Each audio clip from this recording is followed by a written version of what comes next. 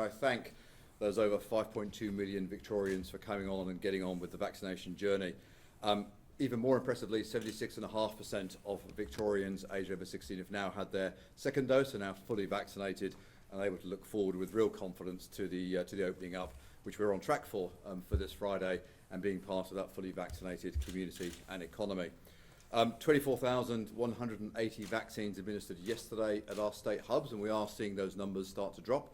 It's not unusual, it's kind of what we'd projected in terms of the number of people still to come forward, but we still have literally hundreds of thousands of Victorians who are eligible, just under 500,000 who have not yet had their first dose, and they're in real danger of being left behind. And I'd encourage and implore anybody who's not yet made up their mind about whether to get vaccinated, please come forward and get it done. Talk to your GP, talk to your pharmacist, talk to us, talk to your friends, look at all the things we're about to open up over the weeks ahead, and please come and join the rest of us in this vaccinated world.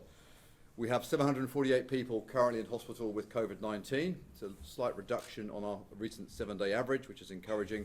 138 of them are in intensive care and 87 are on a ventilator. And we send our very best wishes to everybody who's in hospital and recovering from COVID, and everybody at home who's either isolating or recovering with COVID, as we know the effects can be longer lasting.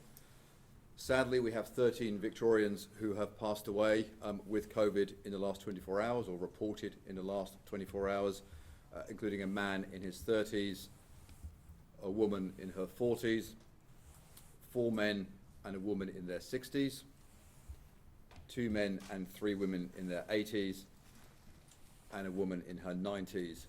Of course, we send our deepest condolences and thoughts to their families at this really difficult time.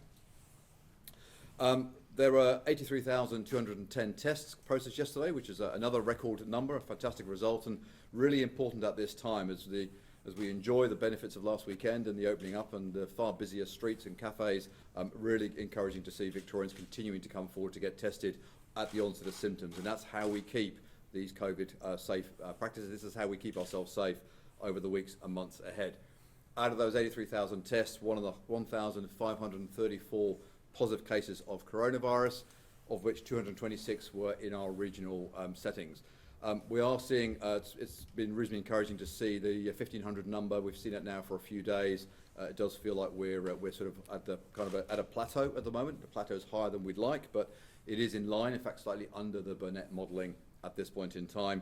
But we are seeing an increasing trend of cases in regional communities. So the share of cases every day, 17% again today, of cases in regional communities is increasing, and frankly that's what we expect to see over the weeks ahead as we start to reduce restrictions and we start to move around more across our state.